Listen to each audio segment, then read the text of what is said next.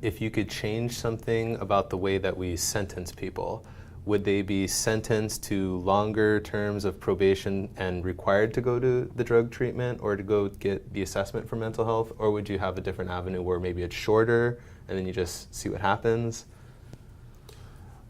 I fully believe in alternative sentencing. What I mean by that is locking people up is a waste of human resources. So it's a waste of public funds, it's a waste of human resources, it's a waste of, across the board. There is no economic benefit whatsoever locking people up. It's wonderful politically, and we can turn to the public and say, we've locked up these people for X number of years. The problem doesn't go away.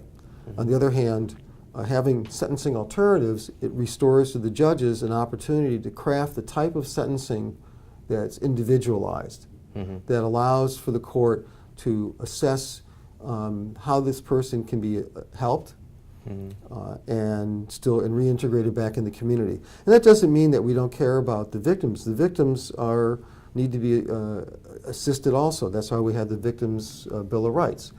But we have to recognize that, at least in this community in Hawaii, as I said several times, everyone gets released eventually. So the question is, how do we live in this community with a growing population of people who have felony arrests and felony convictions? According to the FBI, roughly 1 out of every 32 people either is on probation, on parole, or knows someone that's on probation, on parole. And we know statistically that in the United States, we incarcerate more people per capita than any other country.